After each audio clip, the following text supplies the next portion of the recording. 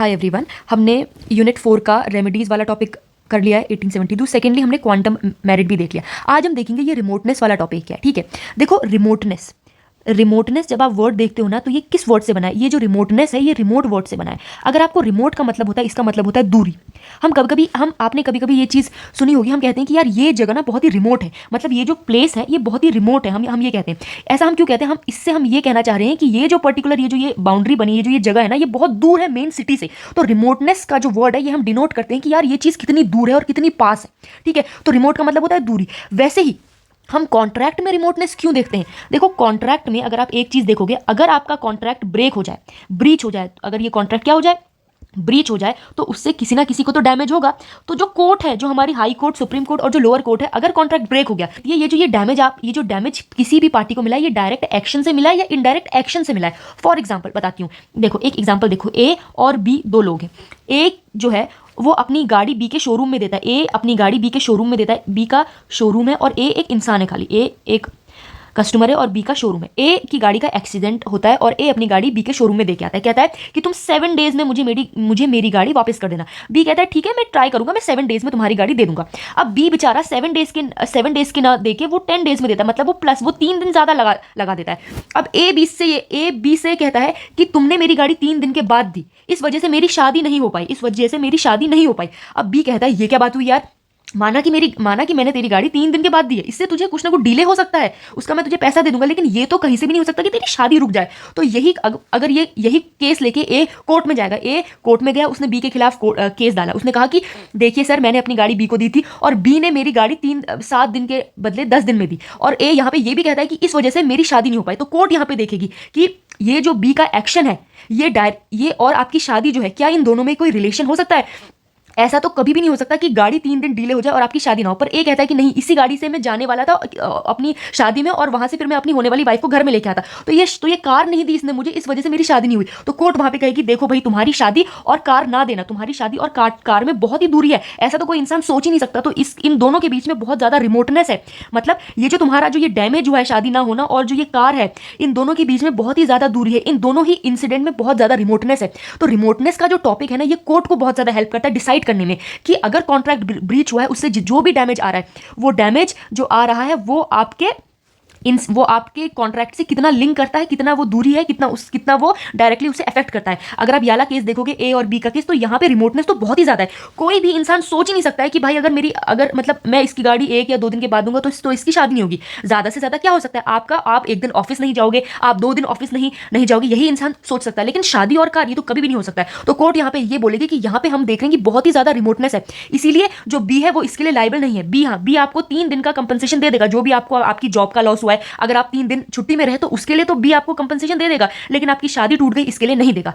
तो यहां पे हमने समझा कि रिमोटनेस का मतलब क्या होता है। अब मैंने आपको बेसिक समझाया। अब मैं in the I of law, मतलब कोर्ट में, मतलब लॉ के अंदर रिमोटनेस क्या है वो मैं आपको समझाऊंगी क्या है। देखो, the principle of remoteness of damage in contract law plays a critical role. ये बहुत ही ज्यादा इंपॉर्टेंट रोल प्ले करता है डिटरमाइनिंग, ये देखने के लिए कि determining the extent to which a party is liable for damages. ये डिसाइड करता है कि पार्टी कितना लाइबल है डैमेजेस के लिए। यही देखो, यहाँ पे ये कोर्ट ने ये देखा कि बी कितना लाइबल है ए के डैमेजेस के लिए। यही जो ऊपर मैंने एग्जांपल दिया, इसी को यहाँ पे समझा रखा है कि एक पार्टी कितना लाइबल है डैमेजेस के लिए, जो कि अराइज हो रहा है ब्रीच ऑफ कॉन्ट्रैक्ट से, जो कि यहाँ पे क्या अराइज हुआ, ब्रीच ऑफ कॉन्ट्रैक्ट से। यही चीज ऊपर एग्जाम्पल में समझाइए। अब देखो, नीचे एक और एग्जाम्पल दे रखा है, ध्यान से देखना।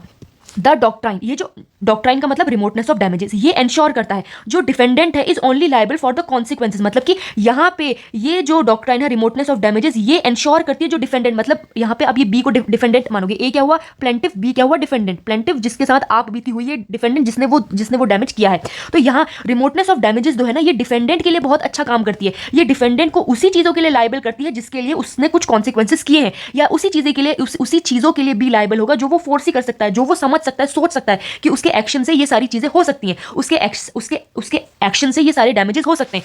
देखो, यहां पे बी उन्हीं चीजों के लिए लायबल होगा जिसके बारे में वो सोच सकता था। 3 दिन उसने डिले तो जरूर किया है, लेकिन वो क्या सोचेगा कि हाँ यार 3 दिन ये जो ए है ये ऑफिस नहीं गया होगा, तो वो 3 दिन का ही उसको पैसा देगा। पर बी कभी भी ये नहीं सोच सकता है कि 3 दिन लेट गाड़ी देने से ए की शादी नहीं होगी, ये तो वो कभी भी नहीं सोच सकता है। तो यहाँ पे यही लिखा है। देखो, अब इसका एक बहुत इंपॉर्टेंट केस लॉ है जो आपको लिखना ही लिखना है, और ये बहुत इंपॉर्टेंट केस लॉ इसलिए है क्योंकि इसी केस से ये रिमोटनेस ऑफ डैमेजेस की नींव पड़ी है। इस केस का नाम है हार्डली वर्सेस बैक्सेंडेल, 1854 का ही केस है।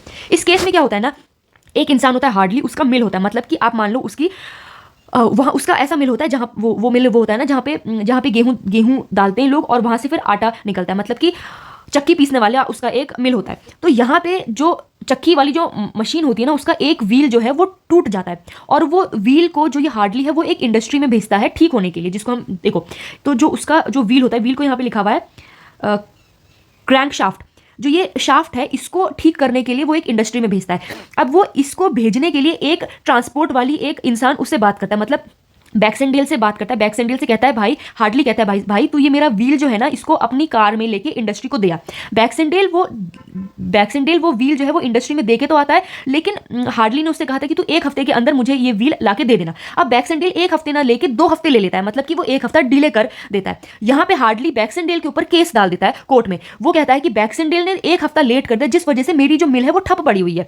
तो यहाँ पे कोर्ट ये देखती है कि क्या बैक्सेंडेल का एक्शन हार्डली के जो डैमेज हुआ है वो डायरेक्टली इफेक्ट करता है या नहीं करता। यहाँ पे कोर्ट ये देखती है कि माना कि बैक्सेंडेल ने 1 हफ्ता लेट करा है, पर क्या इस बस बैक्सेंडेल के 1 हफ्ते लेट करने की वजह से हार्डली का जो मिल है वो 1 हफ्ते तक बंद है। तो कोर्ट यहाँ पे ये कहती है कि बिल्कुल बैक्सेंडेल ने डीले तो किया है, उसके लिए वो आपको 1 हफ्ते का जितना भी वो डीले का पैसा है वो देगा, लेकिन बैक्सेंडेल कभी भी ये नहीं सोच सकता है कि आपके पास एक ही व्हील है और अगर आपको इतनी ही जल्दी थी उस व्हील की तो क्या आपने पहले बैक्सेंडेल को बोला था कि भाई तू 1 हफ्ते के अंदर ये वाला व्हील ले आना। नहीं, आपने नहीं बोला था। दूसरा, आपने उसको स्पेशल एडवाइस दी थी, कहा था कि यार ये व्हील जो है इससे इस पूरे व्हील पे मेरी इंडस्ट्री, इस पूरे व्हील पे मेरा जो मिल है वो डिपेंड करता है। क्या आपने बैक्सेंडेल से ये बात बोली थी? द आंसर इज नहीं। तो कोर्ट यहाँ पे बैक्सेंडेल के फेवर में वो देती है, केस देती है, ऑर्डर देती है।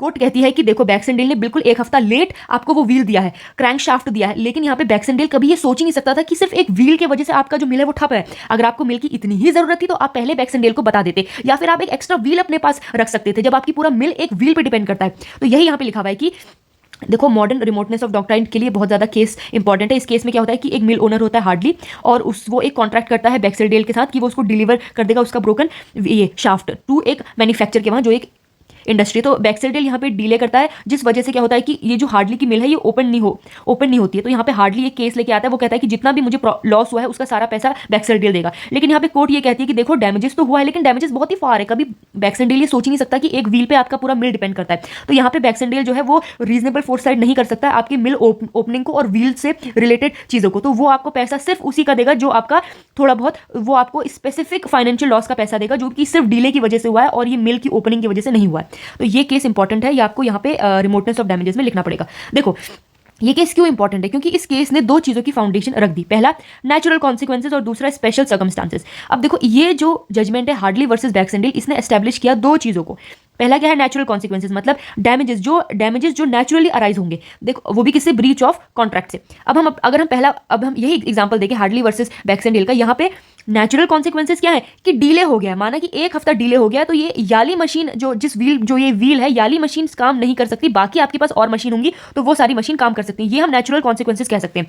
तो यहाँ से निकल के आता है नेचुरल कॉन्सिक्वेंसेज क्या होता है और उस पर कैसे डैमेजेस आपको मिलेगा। दूसरा है special circumstances, damages that arise from special circumstances must be within the reasonable contemplation of both parties at the time of contract was made. देखो अगर कोई स्पेशल आपको डैमेज मिल रहा है, जैसे इस केस में उसकी मिल ही बंद हो चुकी थी, जो मतलब उसकी मिल सिर्फ एक ये व्हील पे डिपेंड थी। तो यहाँ पे ये कह रहा है कि अगर ऐसा सर्कमस्टांसेस, स्पेशल सर्कमस्टांसेस होता है तो भी वो एक रीजनेबल फोरसाइट के अंदर आना चाहिए, मतलब दूसरा इंसान इतना सोच सकता, इतना उसको सोचने की क्षमता होनी चाहिए या फिर वो इतना अनुमान लगा देगा कि ये दोनों चीज़ें रिलेट करती हैं। यहाँ पे सिर्फ एक व्हील, मतलब कि एक व्हील और एक इतनी बड़ी मिल कैसे दोनों आपस में रिलेट कर सकती हैं। हम ये कह सकते हैं ना कि व्हील तो आपके पास इतनी बड़ी मिल का आपके पास सिर्फ एक ही मशीन है क्या, अगर और ऊपर से आपके पास कोई बैकअप नहीं है तो यहाँ पे तो इंसान वो कभी फोर्स ही नहीं कर सकता। उस इंसान को लगेगा कि इतनी बड़ी मिल है तो इसके पास तो 4-5 व्हील और होंगी, वो तब तक कोई और व्हील लगा देगा। और आपको उस पार्टी को बताना भी पड़ेगा reasonable contemplation of both parties. आपको पता है कि आपके लिए ये व्हील इंपॉर्टेंट है, पर क्या बैक्सेंडेल को पता है कि आपके लिए व्हील इतनी इंपॉर्टेंट है? तो आपको बैक्सेंडेल को पहले ही, मतलब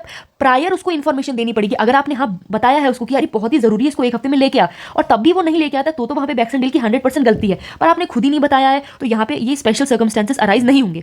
तो यहाँ पे इस केस से 2 चीजें निकल के आई, पहली नेचुरल कॉन्सिक्वेंसेज क्या होंगे, दूसरा स्पेशल सर्कमस्टांसेस क्या होंगे। ठीक है, तो ये है इसका इंट्रोडक्शन। अब हम पढ़ेंगे टाइप्स ऑफ डैमेजेस। पहले अब देखो डैमेजेस हमने पढ़ा तो हमें ये भी देखना पड़ेगा कि डैमेजेस क्या होते हैं। पहला होता है डायरेक्ट डैमेज, दूसरा होता है इनडायरेक्ट डैमेज। देखो डायरेक्ट डैमेज जो होता है वो नेचुरली होता है, वो तो दिखता है हमें साफ साफ कि हाँ यार ये डैमेज हुआ है। दूसरा इनडायरेक्ट डैमेज, इनडायरेक्ट डैमेज भी ऐसा नहीं है कि कुछ भी हो जाएगा, उसमें भी आप जब तक आप उसे फोर्स ही कर पाओगे तभी वो हो सकता है, और वो आप और आपके वो एक प्रॉक्सिमिटी मतलब वो एक लिमिट में आना चाहिए, तब हम कहेंगे कि वो एक इनडायरेक्ट डैमेज है। अगर वो आपके रीजनेबल फोरसाइट में भी नहीं आ रहा है और वो प्रॉक्सिमिटी में भी नहीं आ रहा है तो हम उसको इनडायरेक्ट डैमेज नहीं मानेंगे। अब मैं इसका एग्जाम्पल आपको देती हूँ कैसे। देखो डायरेक्ट डैमेज क्या होगा, ध्यान से देखना, ठीक है।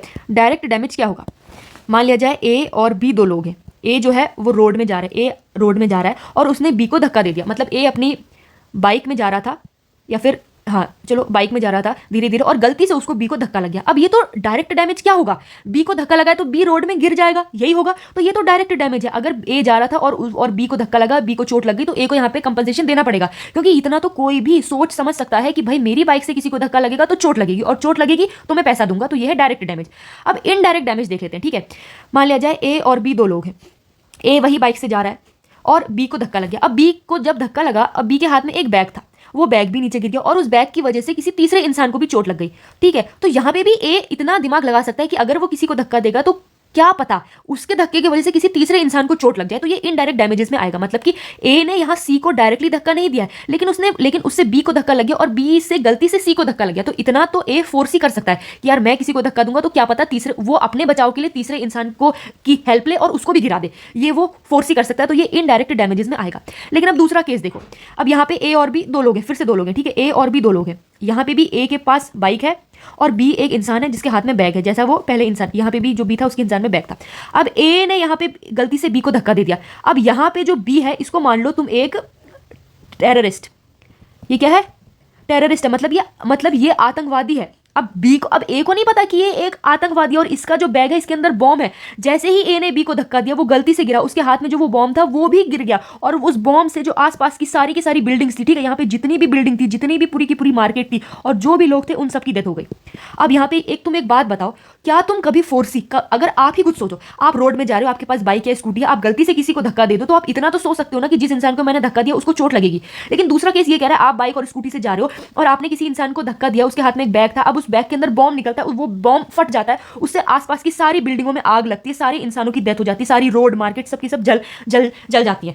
और ये सारे लोग जो है जो इनके फैमिली मेंबर्स हैं, ये जो ये बिल्डिंग के ओनर है, ये आपके ऊपर इल्जाम लगा देते हैं, कहते हैं इस इंसान की बाइक ने जैसे ही इस इंसान को धक्का दिया वैसे ही ये सारा इंसिडेंट हुआ, तो अब ये सारा पैसा, ये लाखों का पैसा अब ये ए हमें देगा। तो कोर्ट यहाँ पे देखेगा कि क्या ए जो है जो डैमेजेस उसने इन सब लोगों को गलती से इनडायरेक्टली दिए हैं, क्या ए उन्हें सोच सकता था, क्या ए के वो रीजनेबल फोरसाइट के अंडर था? तो यहाँ कोर्ट कहेगा नहीं था। यहाँ पे ए की कोई गलती नहीं, ए की गलती बस इतनी है कि उसने बी को धक्का दिया, लेकिन ए कभी भी ये नहीं सोच सकता है कि बी के हाथ में बॉम्ब होगा, ऐसा तो कभी हो ही नहीं सकता, या ऐसा तो कभी कोई इंसान सोच ही नहीं सकता ना कि मैं किसी को धक्का दे दूंगा और उसके हाथ में बॉम्ब है और वो गिर जाएगा और फिर उससे इतने सारे लोगों को डैमेज होगा। तो ये इनडायरेक्ट डैमेज के अंदर नहीं आएगा। क्यों नहीं आएगा? क्योंकि ये बहुत ही रिमोट एक्टिविटी है और ये डैमेजेस से बहुत ज्यादा रिमोटनेस है। मतलब कि यहाँ पे एक तो वो उसके प्रॉक्सिमिटी के अंडर भी नहीं है, दूसरा वो उसको फोर्स ही भी नहीं कर सकता, फोर्स ही मतलब सोच भी नहीं सकता है, तो इसीलिए ये इनडायरेक्ट डैमेजेस का भी पार्ट नहीं होगा। इस केस में ए लाइबल नहीं होगा इन सारी चीजों के लिए, ठीक है। अब हम देखेंगे कि रिमोटनेस को चेक कैसे करते हैं। वैसे तो मैंने आपको पहले बता दिया है कि रिमोटनेस को चेक करने के लिए हम देखते हैं कि वो आदमी उसको फोर्स ही कर पाता है कि नहीं कर पाता है, मतलब जो उससे डैमेज हुआ है क्या वो उसको सोच सकता है या नहीं सोच सकता है। अब इसके दो चीजों से हम चेक कर सकते हैं। पहला, रीजनेबल फोरसाइट, मतलब अगर ए ने बी को धक्का दिया तो बी को वहां पे चोट लगेगी, बी जो है वो हर्ट होगा, तो क्या ए ऐसा फोर्स ही कर सकता है? बिल्कुल कर सकता है कि बी को चोट लगेगी और फिर यहाँ कोर्ट बोलेगा कि अब ए जो है आपको बी को कंपनसेशन देना पड़ेगा। ये सिंपली कहता है रीजनेबल फोरसाइट का टेस्ट, ठीक है, ये टेस्ट है। लेकिन ये तो अभी नया टेस्ट आया, मतलब ये कुछ ही सालों पहले आया है, जैसे 100 या 150 साल पहले। इससे पहले जो टेस्ट था वो था टेस्ट ऑफ डायरेक्टनेस। ये टेस्ट ना निगेटिव टेस्ट था। मतलब ये टेस्ट क्या बोलता था कि अगर ए की गलती से कुछ भी चीज हुई है, अब यहाँ पे मान लिया जाए याला ही बोले लो केस की, यहाँ ए ने बी को धक्का दिया और उसके हाथ में बॉम्ब था और वो बॉम्ब फट गया, तो टेस्ट ऑफ डायरेक्टनेस ये कहता था ए के एक्शन से कुछ भी हुआ है, जितनी भी सारी चीजें हुई, ए ही उसके लिए रिस्पॉन्सिबल होगा। ये नहीं देखता था कि ए उसे सोच सकता है या क्या वो चीज उसके रिमोटनेस में आती है, नहीं, ये देखता भी नहीं था। तो टेस्ट ऑफ डायरेक्टनेस ना एक ढंग से नेगेटिव टेस्ट था। ये इस इंसान को, ये पहले वाले इंसान को हर एक चीज के लिए लायबल मानता था जो एक्शन उसके एक्ट से हुआ है। तो इस टेस्ट को हटा के फिर कौन सा टेस्ट आया? टेस्ट ऑफ रीजनेबल फोरसाइट, मतलब ऐसा टेस्ट जो ये देखेगा कि क्या आप ये चीज सोच सकते हो, क्या ये चीज आपके एक्शन के अंडर लाई करती है या नहीं करती है। तो ये दो टेस्ट है, बस यहाँ पे यही लिखा हुआ है। टेस्ट ऑफ डायरेक्टनेस क्या है?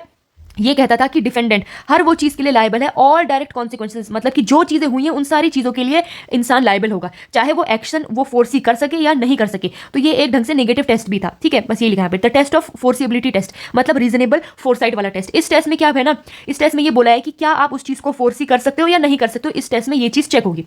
ये था हमारा टेस्ट रिमोटनेस वाला टॉपिक। इसके दो केस, अब मैंने आपको पहला केस लॉ इसमें बता दिया क्या है, first case law Hartley versus Baxendale का केस लॉ है। दूसरा जो केस लॉ, एक और केस लॉ इसमें देख लेते हैं, वो है वेगन माउंट का केस। अब वेगन माउंट के केस में क्या होता है ना, इस केस में क्या होता है कि इस केस में क्या होता है कि एक शिप होती है, उससे गलती से ऑयल गिर जाता है। मतलब देखो ये बहुत बड़ी सी है, क्या है, समुद्र है ये बहुत बड़ा, यहाँ पे एक शिप है, शिप कैसे बनती है, ऐसे, ये एक मान लिया जाए ये शिप, इसको तुम बोट या शिप जो भी मान लो, या शिप है, इस शिप से थोड़ा ऑयल, मतलब ऑयल जो है वो सी में गिर जाता है, ये सी है, यहाँ पे ऑयल मतलब तेल जो है, पेट्रोल डीजल कुछ भी मान लो, वो गिर जाता है, जिससे क्या होता है, अब ये सी के पास ही ना यहाँ पे एक किसी की इंडस्ट्री होती है, ठीक है, मतलब ये सी के किनारे पे किसी की इंडस्ट्री होती है। अब क्या होता है कि in this case involve a ship होती है जो कि ऑयल को गिरा देती है हार्बर पे। हार्बर मतलब होता है सी का एंड, मतलब सी का जो स्टार्टिंग या एंड पॉइंट बोलो वो होता है, जहाँ पे समुद्र और लैंड मिलती है। लीडिंग, जिससे इससे क्या होता है ना, ये इंडस्ट्री में काम हो रहा होता है, ये इंडस्ट्री किसी चीज़ की इंडस्ट्री होती है, जिस वजह से यहाँ पे क्या होता है कि फायर का काम हो रहा होता है, मतलब आग का काम हो रहा होता है, तो उस वजह से कुछ चिंगारी आती है। और अब तुम्हें पता है कि अगर पेट्रोल है, डीजल है, कोई भी ऐसा ऑयली सब्सटेंस है जो कि सीधे आग को पकड़ लेता है, अगर उसमें आग जैसे ही लगाई जाए तो आग लग जाएगी।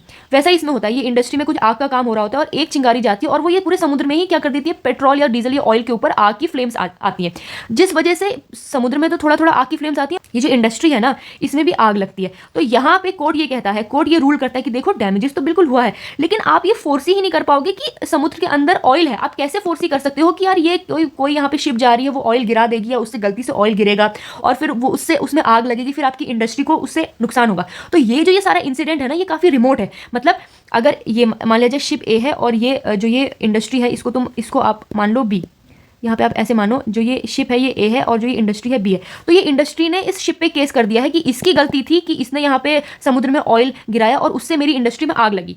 तो यहाँ पे कोर्ट ने ये कहा कि देखो समुद्र में जो ऑयल है वो तो जरूर गिरा है, लेकिन यहाँ पे ये शिप कभी सोच ही नहीं सकती है कि यार गलती से हमारा ऑयल गिर जाएगा और जिस वजह से यहाँ पे आग लग जाएगी, ऐसा तो कभी कोई इंसान सोच ही नहीं सकता है। तो इस वजह से यहाँ पे कोर्ट ये वेगन माउंट जो ये शिप होती है इसको लायबल नहीं ठहराती है, कहती है कि जो डैमेजेस हैं वो बहुत ही ज्यादा रिमोटनेस है, वो बहुत ही ज्यादा दूर है जो भी यहाँ पे ऑयल गिरा है उससे। तो ये था आपका रिमोटनेस ऑफ डैमेजेस का पूरा टॉपिक।